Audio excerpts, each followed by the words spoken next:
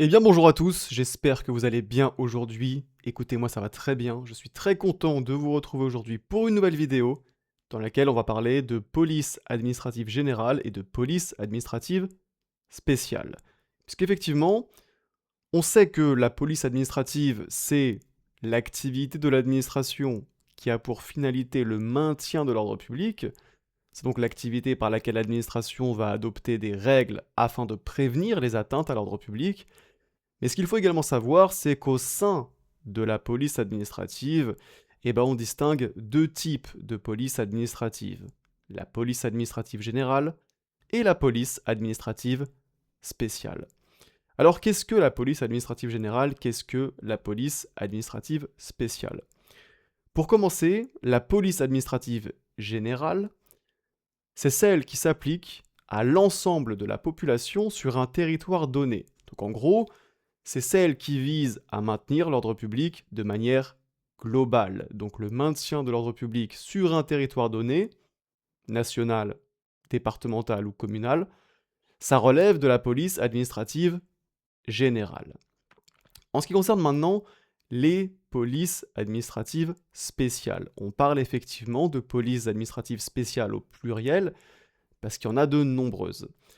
Et bien ces polices administratives spéciales, ce sont des polices administratives qui ne visent que certaines activités, certains lieux ou certaines catégories d'administrés. Exemple, la police de la chasse, qui a pour but de protéger les différentes espèces de gibier, c'est une police qui ne vise qu'un domaine particulier, en l'occurrence le domaine de la chasse, et donc c'est une police administrative spéciale. Autre exemple, la police du cinéma, qui peut permettre d'interdire la diffusion d'un film si celui-ci porte atteinte à la dignité humaine, ou qui peut permettre de restreindre sa diffusion aux mineurs s'il contient des scènes choquantes. Là encore, c'est une police qui ne vise qu'un domaine en particulier, et c'est donc une police administrative spéciale. On peut aussi citer comme exemple la police des gares et des aéroports, qui, comme son nom l'indique, a pour but le maintien de l'ordre public dans les gares et les aéroports. C'est une police qui donc ne vise que certains lieux particuliers, et c'est donc une police administrative spéciale. Et puis dernier exemple, la police des étrangers, qui encadre l'entrée, le séjour et l'éventuel éloignement des étrangers. C'est une police qui ne vise qu'une certaine catégorie d'administrés. C'est donc là encore une police administrative spéciale. Alors les polices administratives spéciales, elles sont aujourd'hui très nombreuses et à chaque fois, elles sont instituées par un texte législatif qui en précise le régime. Mais alors pourquoi est-ce qu'il existe des polices administratives spéciales? L'idée, c'est qu'il existe certains domaines où la police administrative générale ne semble pas suffisante pour prévenir les désordres. Et c'est pourquoi dans ces domaines, il faut une police spéciale dotée de pouvoirs renforcés et adaptés au domaine en question. Et cette distinction entre police administrative générale et police administrative spéciale, elle est très importante puisque selon le type de police administrative, générale ou spéciale, les titulaires du pouvoir de police ne seront pas les mêmes.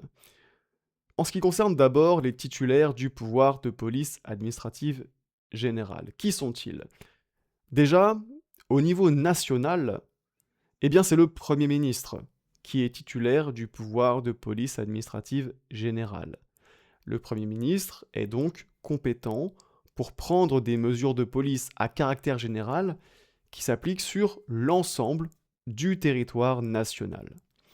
Alors si on veut être tout à fait précis, le Premier ministre, il a une compétence de principe au niveau national, et cette compétence de principe, elle s'exerce sous réserve de certaines attributions du président de la République. Mais je ne rentre pas dans le détail dans cette vidéo. Donc ça, c'est pour le niveau national. Maintenant, au niveau local.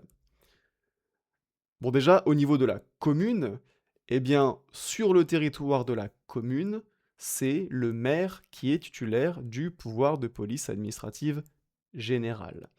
En revanche, le maire, il n'est plus compétent lorsque la mesure de police excède le territoire de la commune.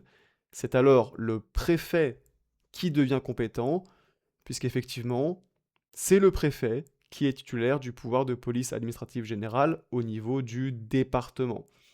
Donc imaginons par exemple une mesure de police qui concernerait plusieurs communes, ou même l'ensemble du département, eh bien, c'est le préfet qui est compétent pour prendre une telle mesure.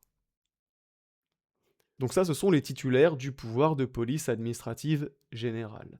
Maintenant, en ce qui concerne le pouvoir de police administrative spéciale, eh bien, les autorités titulaires du pouvoir de police administrative spéciale peuvent être, d'abord, des autorités qui sont déjà titulaires du pouvoir de police administrative générale. Effectivement, les autorités de police administrative générale peuvent se voir confier l'exercice de pouvoir de police administrative spéciale.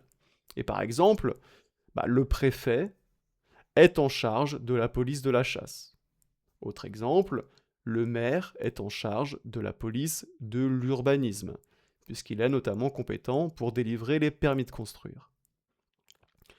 Et puis également, comme autorité titulaire du pouvoir de police administrative spéciale, on peut avoir d'autres autorités, c'est-à-dire concrètement des autorités qui ne sont pas titulaires d'un pouvoir de police administrative générale. Par exemple, c'est le ministre de la Culture qui est en charge de la police du cinéma. Autre exemple, c'est le ministre de l'Intérieur qui est en charge de la police des étrangers. Maintenant, si vous voulez bien comprendre le droit administratif et pouvoir réviser efficacement cette matière, vous avez dans la description de cette vidéo mon pack de 20 fiches en droit administratif qui pourra vous être très utile. N'hésitez pas à aller voir ça si ça vous intéresse, le lien se trouve dans la description de cette vidéo. Et sur ce, moi je vous dis à très bientôt pour une prochaine vidéo.